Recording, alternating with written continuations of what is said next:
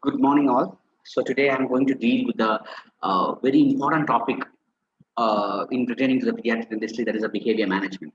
Why behavior management is important is because in pediatric industry you are handling a cognitively, physically, mentally, and emotionally mature child. Because treating a child, you should know some behavior techniques to make the child comfortable for the treatment. So is it necessary that uh, to let the patient cry throughout the procedure? Do you think that that's a good thing? Or you need to post the patient under general anesthesia uh, just because the patient is crying during the procedure. So for that, first thing we need to discuss is about the periodontic treatment triangle. So you guys will be very familiar about the periodontic treatment triangle, where the child is at the apex of the triangle and the parents and the dentist are at the base of the triangle. And society also plays an important role in in showing the behavior of the child, or in important role in the modification of the behavior of the child. So to help developing the behavior guidance strategies, one must know the four important things. That is, whether the child is having any age-related psychological traits. Okay, then whether the physical development of the child is in the proper way, socialization of the child, whether the child socializes in a very good way, and intellectual development of the child. So based on these four things, you need to you need to come to a conclusion that okay, I am going to do this particular procedure so that the child will give a positive behavior. Now coming to the physical development of the child. So physical development is nothing but the normal growth of the child, normal height of the child. Okay, the in a child of 3 years of age should have a basic height of this much, that everybody knows. Okay, so that is physical development. Next comes the intellectual development. Intellectual development is nothing but your IQ, the role of IQ in patient assessment. Okay, so intelligence, you guys know, you will be very familiar about the term IQ. Okay, so intelligence testing is used to assess the all around effectiveness of an individual's mental process, especially the understanding, reasoning, and the ability to recall the information. Because the child should understand what you are talking about. So you should have a basic IQ of understanding things. Okay, then the reasoning, why you are doing this, what is the purpose of doing this, and ability to recall the information. So this is a definition of IQ. That is, I mean, the formula of calculating the IQ. IQ is the mental age by the chronological age into 100, and these are the different, different scores of IQ. That is, 140 is superior, 120 to 139 is 140 is very superior, 120 to 139 is superior, 110 to 190 is high average, 90 to 109 is average, 80 to 89 is low average. Like that it goes. Okay, so once IQ has been asked as a short note, so please, in that you should know what is IQ, what is the formula for deriving the IQ, and what are the IQ classifications. Next is the parental approach or parental counseling and behavior, child's behavior. First, first is, again, this is a short note. Okay, fear. What is fear? Okay, fear is, lots of time it has been asked as a short note. So fear is a primary emotion. Okay, so infants unaware of fear producing stimuli, because when they are very small, they don't know what are all the things that provides fear. Okay, as the child grows, the mental capacity increases. When the child is mature, or when the mental capacity of the child increases, what happens? They become aware and they know that okay, this is the particular thing that causes fear. So fear is fight, resort to flight. So if the child is inadequate to cope, what happens? Flight is impossible. So the fear will intensify. If the child, imagine that the child is not able to cope up with the procedure, what happens? The flight means he'll try to resist himself not to do the procedure. Automatically, what happens? Automatically, the intensification of the fear will start, or the fear intensifies. So rage, fear and rage are the primary response developed to protect the individuals from harm or self-destruction. So for some instance, for uh, some point, fear is good. Okay. Now coming to the value of fear. So value fears, the fear producing stimuli can cause actual harm. Because sometimes, for example, child doesn't know, imagine that in a candle is having a fire in that, okay, and the child doesn't know when you hold the fire, you will get harm. So the fear producing stimuli can cause actual harm. So given a proper direction and control, it is a protective mechanism for self-preservation. So that's what I told. Fear in some way it is good for you. So danger like social, physical, then doesn't fear about punishment, that will become a social threat for them. Not thought about fear of fire. That's what exactly I was telling you. That will happen. That the child will end up in burn.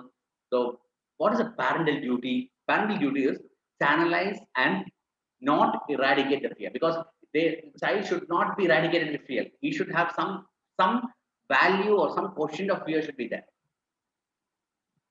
Now coming to the different types of fear. Okay, so there are different types of fear. There is objective fear and a subjective fear. So objective fear is nothing but a direct physical stimulation of sense organs. Okay, when the generally not of parental origin, associative in nature, because they themselves haven't,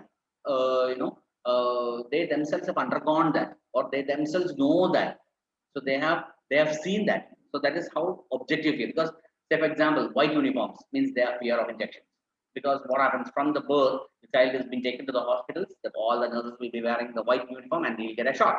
So what happens, he has, through his direct physical stimulation of or sense organs, he has realized that whoever is wearing a white uniform is going to prick me or is going to hurt me. So that is an objective fear. So that can be overcome by a logical reasoning. Next is the subjective fear. Subjective fear means fear of unknown. It's a fear example is what your friends are telling, that when you go to the dentist, you'll have severe pain. The way they remove the tooth, all those things are subjective fears. So that are the feeling and attitudes suggested by others, parents, siblings, and peers. That is what is called as a subjective. Another subject is telling about their experience, their feelings about a procedure. Okay, this is a long-standing fear, may be difficult to overcome or eradicate. So next thing what you can get as a question is extreme of parental behavior or parental attitude towards the child's behavior. So first is the overprotecting mother. Imagine the parent is overprotecting. Okay, it is related to the past experience of present difficulties, because the parent might be undergone a lot of difficulties, so he don't want to show that, or he don't want to his child to go through that. Then assistance forced, not allowed to take initiative or decisions, play restricted as his work for fear of injury, disease, etc. So extreme dominance and indulge mother will be. So mother will be extremely dominant. Okay, she won't allow the child to go out and play, because she tells that if the child goes out and play, he'll fell down and get injured. Or all those things. So the child show an inverse behavior, inverse relation. Okay. So what are all the what are all the behavior the child shows? Child will be dominating. Okay, shy, delicate, submissive, and fearful, lack of aggression. Okay, then humble with feelings of inferiority, because he might not be exposed to the environment to take his or her own decision, because everything is being taken by the parent. Okay, make an ideal, because usually these patients are ideal patients if not overtaxed. Because in a nice way, in a very nice way, if you tell the patient what are all the things you are going to do, the child will be fine. But the dentist must break the shyness barrier, because the child will be highly shy. He will be always going and standing behind the mother. Okay, so the dentist's main task is to break the shyness barrier by building the child's confidence. So these are the behavior of the parent and the child of an overprotecting mother. Next is the rejection. Rejection means parent will be having a mild indifference of work or other interests. Then there will be complete rejections because of the personal problems. lack of love and affection may be treated as an obvious shown, or even violent brutality will be shown to the child. They will be constantly criticized. Okay, each and everything they, if they so they, if they do, they will be criticized, nagged.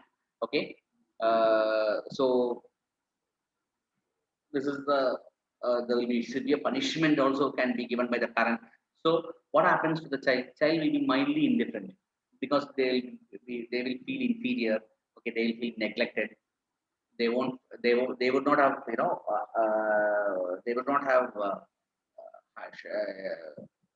known about that love and care or affection of the parents. They all lack that. So what happens? They will be usually become uncooperative and completely withdrawal into the shell. I mean, if you show love, caring, and all, they will be little bit. They will start listening to what you're saying. So if it's a complete rejection is there, lack of self-esteem will be there. The feeling of helplessness leading to deep anxieties, all those things the child will develop, and the child has no home security because they know that we all think when we go to our home, the parents will support us.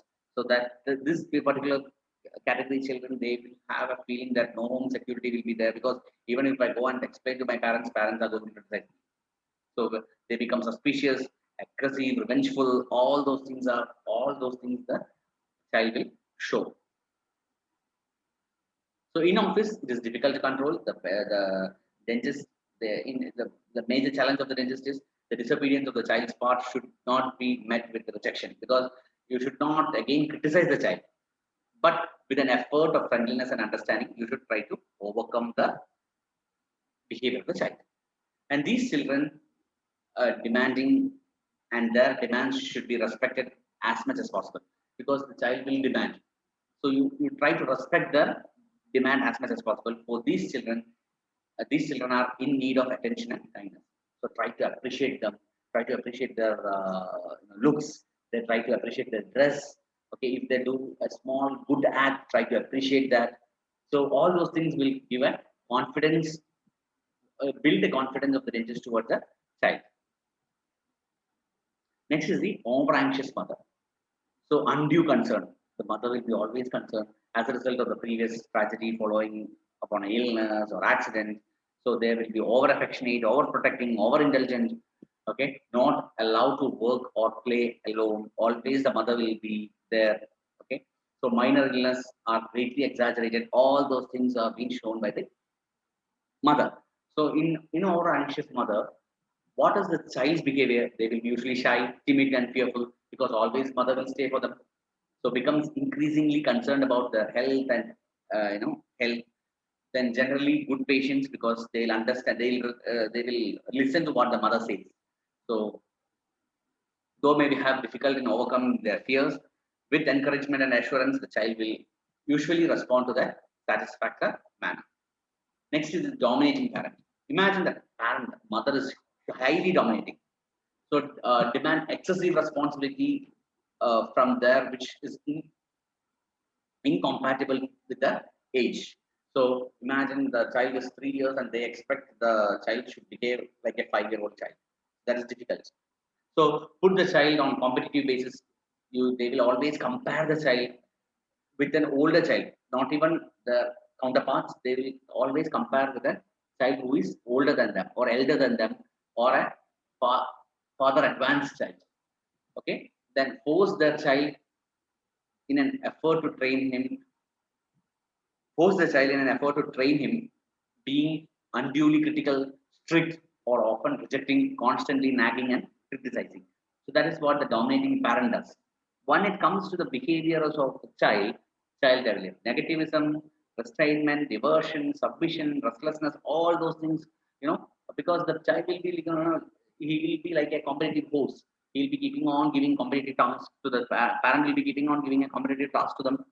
So fearful of resisting openly, but they will obey the command slowly with as much delay as possible. So in office, with kindness and concentrating them, they generally develop a good dental patience, and their response is like producing a by demanding parents. Next is the identification. Identification means the parent. What happens is the parent relive their own life in those of their children, and they try to give every advantage denied to them. So they will give extra advantage to the children. So display over disappointment if the child doesn't respond favorably, because child every time won't respond the way the parent wants. So an an observant child sense like this and has a feeling of guilt, which is mirrored by shyness, retirement, unsureness, all those things the child will start showing. So cries easily because of the lack of confidence, attempts very little of fear of failure, because they won't attempt to achieve a task. So what happens, they will attempt very little and they'll start leaving the task because they have a fear of failure. So in office, the behaviors behave similar to children of dominating parent and should handle the same manner. So coming to the parental counseling, the first and foremost thing what you need to tell to the parent is, tell the parent not to voice their own personal fear in front of the child, because automatically what happens is the parents will be telling the child that if you don't sit at home properly, I'll take you to the dentist and remove the teeth. Don't do that. Tell the parent never use a dentistry as a threat or punishment, and not to tell anything about the what dentist is going to do, or what is the procedure is going to do, or all those things parent will exaggerate and say. Tell them not to do that. Next is, again, this is a short note that you can get in your exams, that is cry. Different types of cry. So there are 4 different types of cry. One is an obstinate cry. Obstinate cry is when the child shows throws tender tantrums, loud and high-pitched characteristic siren-like way that you can normally the child cries like that. That's an obstinate cry. Next is a frightened cry. Frightened cry is, imagine that you are scolding a person and the person starts crying. Means accompanied by the torrent of tears. Tears will start flowing through the eyes and breath-catching sobs. They will hold the breath for some time and they'll cry. They'll start they will start to whimper and then they'll again start crying. So that is called as a frightened cry. Next is the hurt cry. Imagine you are falling down somewhere and you're getting hurt and you start crying. It's a loud and more frequent with lot whimper. Okay. The next is a compensatory cry. Compensatory cry is not a cry at all. You want to escape from that place, or you want to escape from a situation, you will start crying like this. So it's not, you cannot put it under cry at all. It's just like a sound. Cry sound is slow and monotone, and it will be a simple tone. Okay, they'll cry. There won't be any high pitch or low pitch. It will be in a same tone. So that are the 4 different types of cry, which is very important for you guys. So next is about anxiety. So anxiety is an emotion similar to fear raising without any objective source of danger. So it's a reaction of unknown danger. So they don't know why they are why they are getting anxious. So it's a reaction of unknown danger, because sometimes we all will have gone through this particular stage. So coming to the different types of anxiety, there are mainly 5 types of anxiety. One is a trait anxiety, free floating anxiety, situational anxiety, state anxiety, and general anxiety. So again, anxiety has been asked as a short note for you guys. Once or twice it has been asked, and this is the anxiety scale. Anxiety scale to measure the different levels of anxiety. Now coming to the classification of behavior. So basically, the behavior is classified under 2 headings. That is, one is a cooperative behavior and an uncooperative behavior. Cooperative behavior, we can say it as a positive behavior, and uncooperative behavior, we can say it as a negative behavior. So in cooperative behavior, there are mainly 3 categories. One is a cooperative behavior, next is a lacking cooperative behavior or lacking cooperative ability, and the third one is a potentially cooperative children. And in uncooperative, again, it can be divided as uncontrolled or hysterical, defiant or obstinate, tense cooperative, timid or shy behavior, winning type of behavior, and static behavior. Now coming to the Lampshare's classification of behavior. Lampshare, again, he has classified the behavior under ET settings. First, the cooperative behavior. You can see a picture of a child smiling and he sits for the treatment. Next is the tense cooperative. You can see the child who is keeping the hands onto the patient dentist's hand. So he's tense what the child is going to do. Next is the outwardly apprehensive. Okay. Next is a fearful, because when you're keeping the probe, he'll start crying, he'll start showing faces.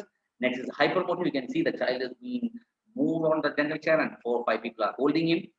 Next is emotionally mature, means the 2-year-old child, 1-year-old child is emotionally mature. Stubborn, you can see the picture itself talks to you, because whatever you do, I'm not going to open my mouth. That's a stubborn behavior. And next is the handicap. So this is how Lampshire has classified the different types of behavior of children. Now next, Frankel, he is the one who has put the different scaling of behavior. But he has rated 1 as definitely negative, 2 as negative, 3 as positive, and 4 as definitely positive. So that is what always you would have seen in your textbooks. Frankel scale, Frankel behavior rating scale, like that. So that is what the Frankel has done. So